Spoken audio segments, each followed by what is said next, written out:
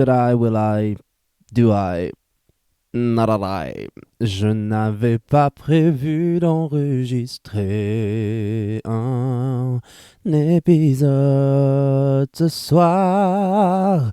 Il est 23h12 et je n'ai pas grand-chose à vous dire. Alors je chante dans le micro, j'entends ma voix, je ferme les yeux. Mon je vous vois applaudir mon nom. Ouh MDR, comment que ça va? Déjà comment que ça va?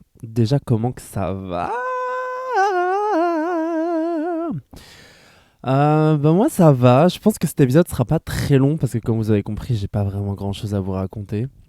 Et puis aujourd'hui qu'est-ce que j'ai fait à part me reposer puisque dans le Grand Est le ciel est gris. Et quand le ciel est gris, personnellement je fais dodo. En effet, surtout quand je n'ai pas de...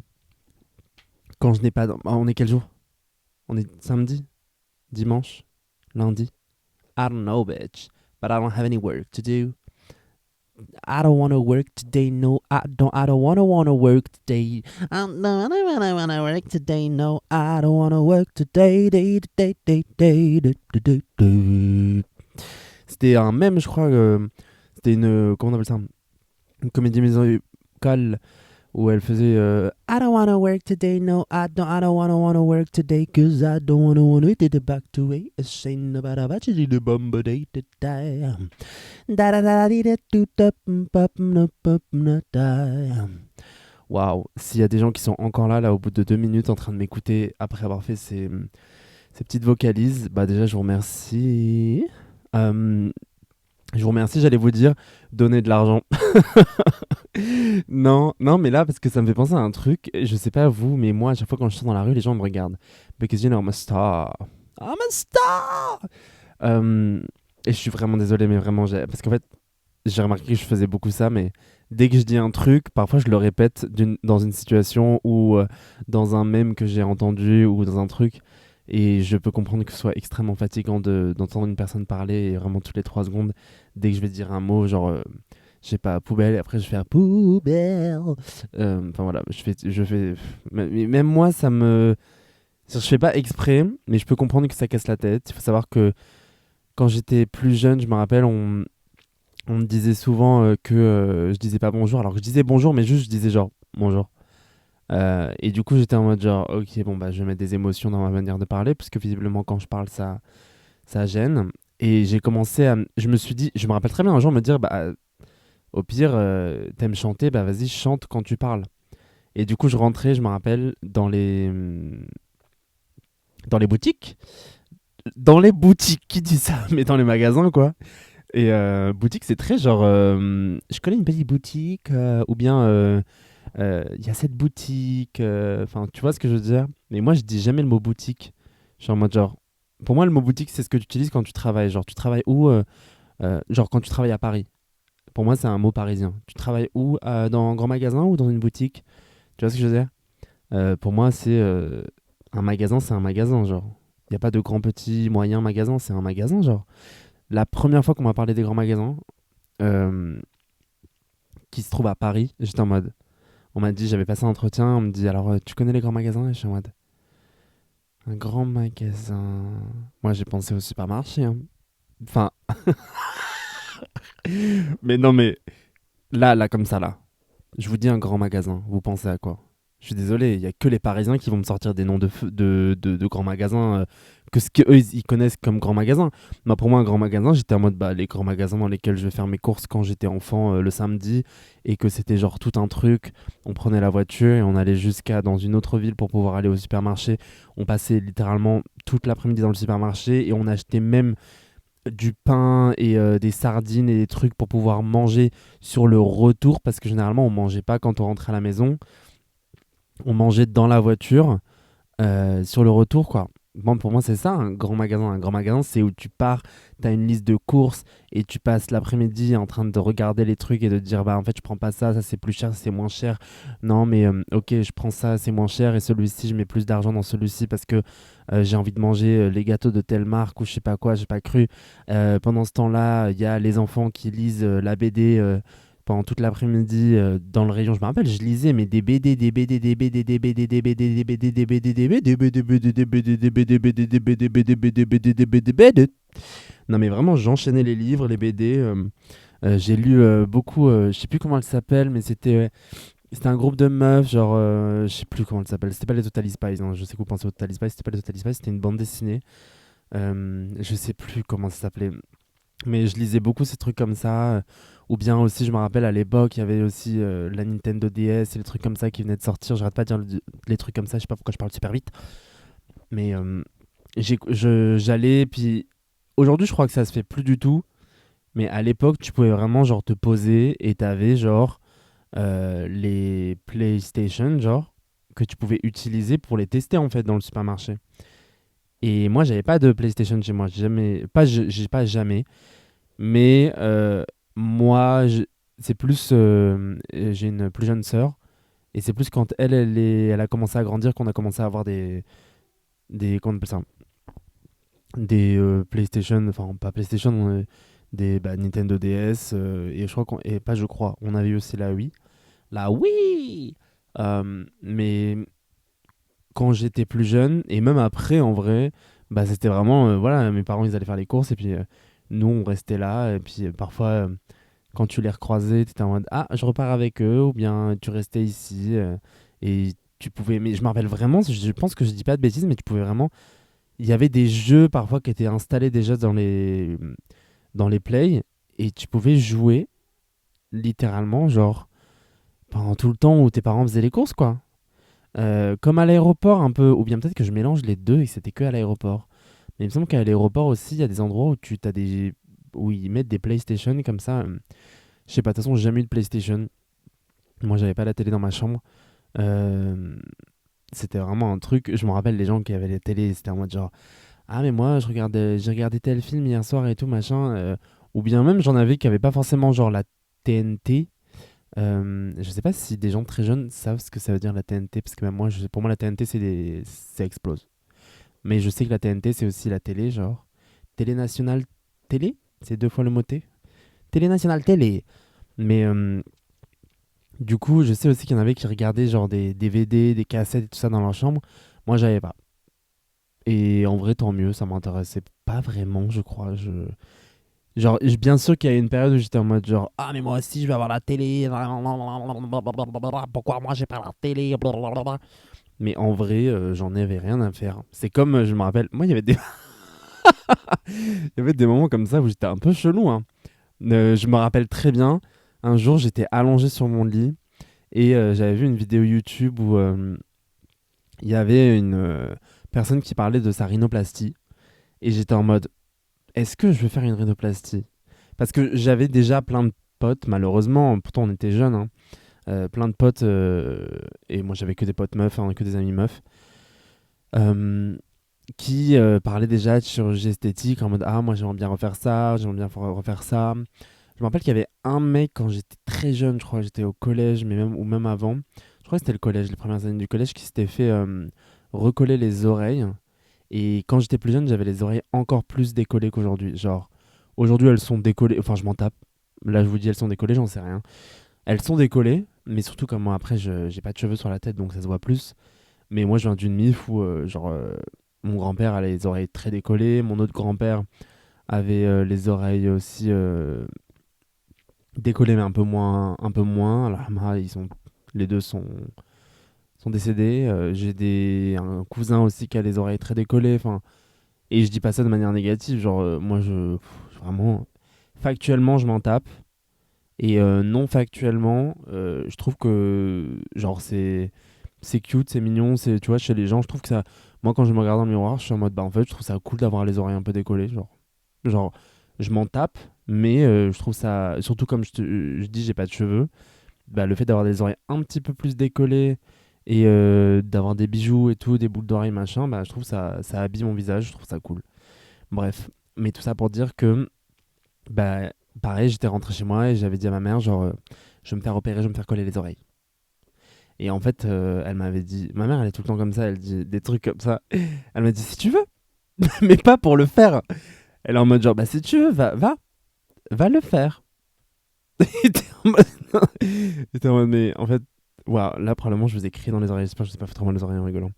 Mais t'es en mode genre, bah en fait, il me faut de l'argent, il faut un truc. Elle me dit, non, mais va le, va le faire. Et après, voilà, la discussion passe. Mais parce que pour les trucs vraiment importants, elle écoutait un peu plus quand même. Mais les trucs comme ça où ça sortait de nulle part, c'est-à-dire il y avait rien, c'est juste d'un coup j'arrivais et je disais, je vais me faire une rhinoplastie. Ça me fait rire parce que, en fait, cette histoire de rhinoplastie, elle me fait rire parce que je me rappelle très bien regarder la vidéo YouTube et me dire, ah, je crois que j'ai envie de me faire une rhinoplastie. Et vraiment de moi-même dire, non, pas du tout. Et après de me dire, je crois qu'il faudrait que j'aille voir quelqu'un, que je lui dise que j'ai envie de faire une rhinoplastie. Et c'est vraiment juste à ce moment-là que je saurais si vraiment je veux faire une rhinoplastie ou pas. Et donc je me suis levé, je suis allé voir ma mère. Je vais tout le temps voir ma mère, moi. Surtout à l'époque, j'allais tout le temps voir ma mère. Genre ma mère, je lui dis, maman, j'ai envie de me faire une rhinoplastie. Bah bien sûr, elle m'a répondu, vas-y, fais-le. Et après, je l'ai regardé, j'ai dit, non, je voulais juste tester, en fait, j'en ai pas envie. Je voulais juste m'assurer que j'en avais pas envie. Enfin, moi, des trucs comme ça, c'est hilarant, quoi. Je me rappelle aussi de la fois, alors ça, c'est un petit peu moins drôle, mais c'est drôle maintenant qu'on le raconte et que c'est pas du tout drôle à la base. Ne le faites pas, genre, surtout si vous êtes jeune, mineur, même peu importe, genre, ne faites pas ça, ça sert à rien, c'est inutile. Mais quand j'étais plus jeune, j'avais une voisine, en gros, qui avait une ferme. Moi, j'habitais vraiment dans un petit village à la campagne. Elle avait une ferme. C'est pas une voisine, c'était beaucoup plus loin, bref. Et c'était une personne qui, quand j'étais plus jeune, elle me gardait en sortant de l'école parce que, si je me trompe pas, en plus, l'école elle était juste en face. Hein, bref. Et du coup, moi, j'aimais bien aller là-bas parce que, bah, il y avait des animaux, quoi. Elle avait vraiment une ferme et c'était pas une ferme genre en mode, je sais pas comment dire. euh, c'est pas une ferme pour, tu sais, où ils revendent les trucs. C'était juste genre deux personnes assez âgées qui avaient une ferme, quoi, juste avec, qui avaient des animaux, quoi. Et j'aimais bien aller là-bas. Et je me rappelle, un jour, je demande à mon père, est-ce que je peux y aller? Il me dit non. Je demande à ma mère, elle me dit non. Genre en mode, c'est bon, tu vas pas y aller tous les jours, et puis c'est le week-end, et on les a pas prévenus, enfin, tu sais, tu vas pas chez les gens comme ça, genre, bref. Et, euh, et moi, je, ok, je suis, à l'époque, j'étais bizarre. Mais en gros, je me dis, ok, la seule manière pour moi d'y aller, c'est qu'ils répondent oui à la question, est-ce que je peux y aller? Donc qu'est-ce que j'ai fait? Mes parents étaient en train de discuter. Entre eux, genre. Ils m'avaient même pas vu. Moi, j'étais à côté de la porte d'entrée. J'ouvre la porte, lentement, et je commence à chuchoter. Est-ce que je peux y aller? En fait, c'est absurde. De faire ça, c'est complètement absurde. J'étais en mode, est-ce que je peux y aller? Est-ce que je peux y aller? Est-ce que je peux y aller? On dirait un monstre. Je sais pas, dans un film d'horreur, genre. Et eux, ils discutaient. Et moi, dans ma tête, je me dis, il y a bien un moment où il y en a un des deux qui va dire oui. Le mot oui, genre. Euh, En plus, mes parents, quand ils discutent entre eux, ils parlent en arabe. Donc, quand il y a pour dire le mot oui, ça vient pas tout le temps. Et en fait, j'attends.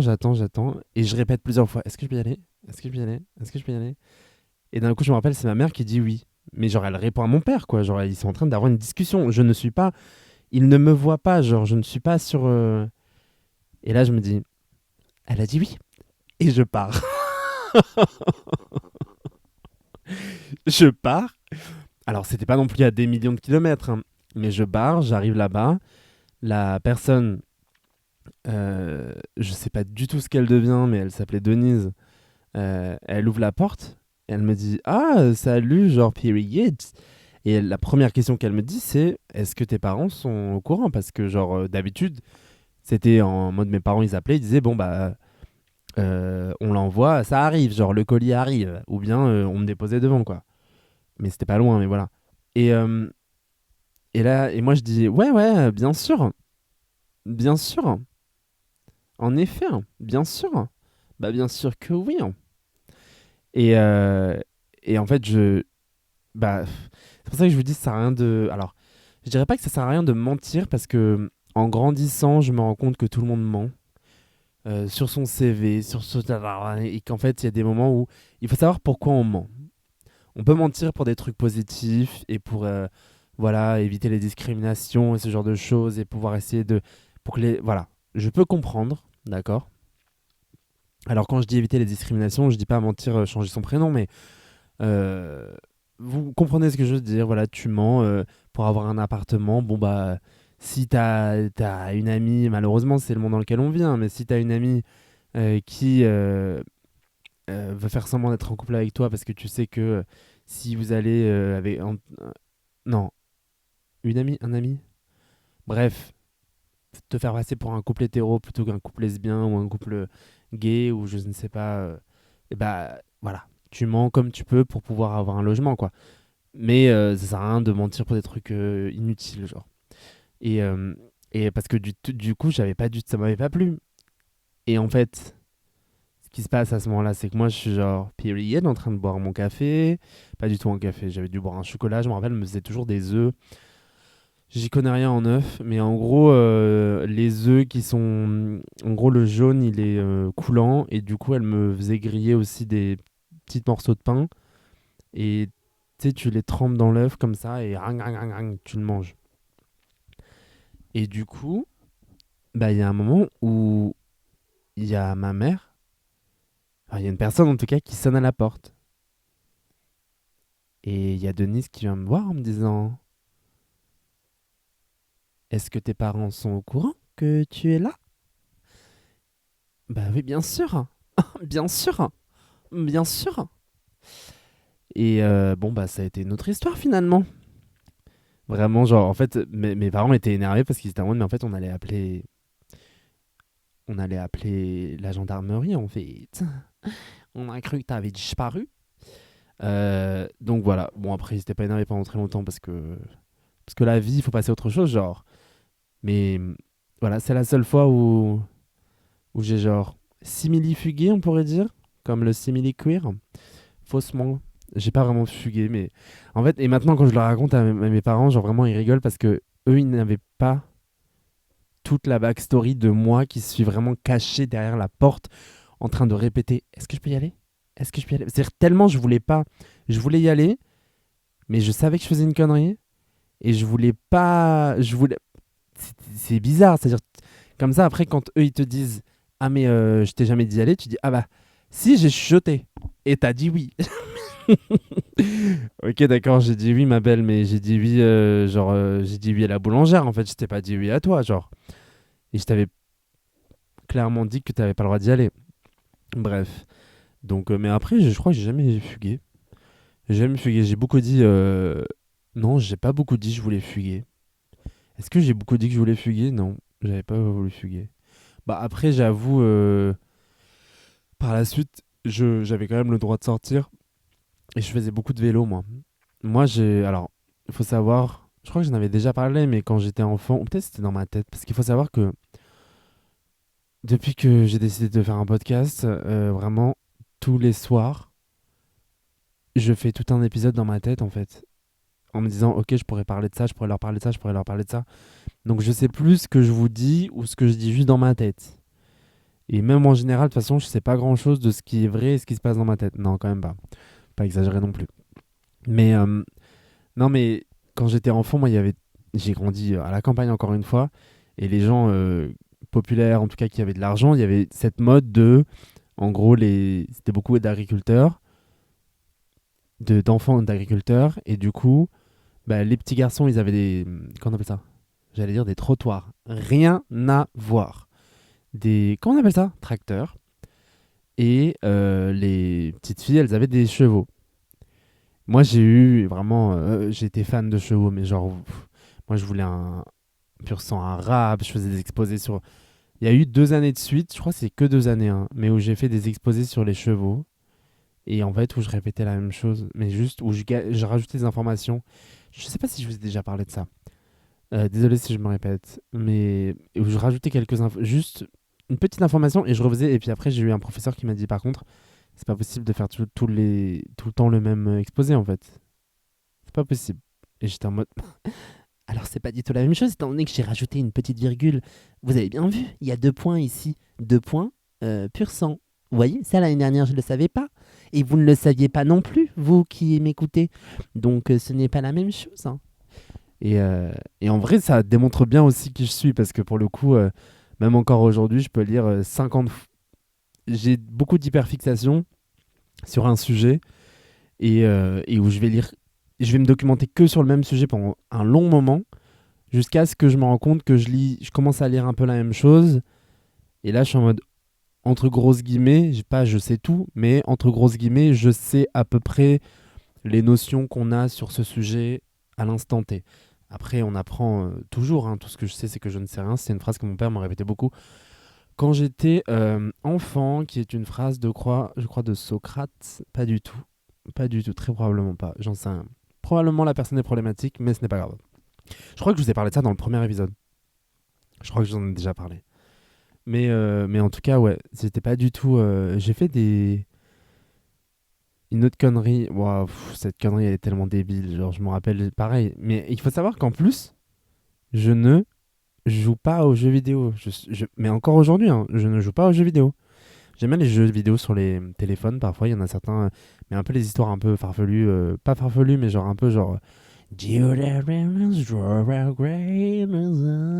vois, un peu féerique et trucs, stuff like this. Là, j'ai un jeu vidéo où j'ai une sorte de monstre et tout. Enfin, je suis arrivé au niveau où il y a un monstre et tout, et j'arrive pas à passer le niveau. Bon. En tout cas, pourquoi je parlais de ça? Parce que un jour, pareil, je suis au supermarché avec ma mère.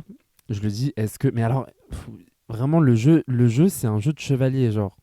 J'en ai rien à faire des chevaliers, genre. Je dis, est-ce que je peux avoir ce jeu? Ma mère, elle me regarde, elle me dit, non. On continue les courses, genre. Moi, je suis une grosse folle. Qu'est-ce que je fais? Je prends le jeu vidéo, je le mets dans le sac de courses. On continue les courses. On arrive à la caisse. Je prends le jeu vidéo, je le mets sur le tapis de paiement, là, le tapis de la caisse. La caissière, elle le passe. Ma mère me voit pas, je crois, le récupérer et le mettre dans le truc. Ou bien, non, non, non, je crois que je sais plus. Je crois que c'est.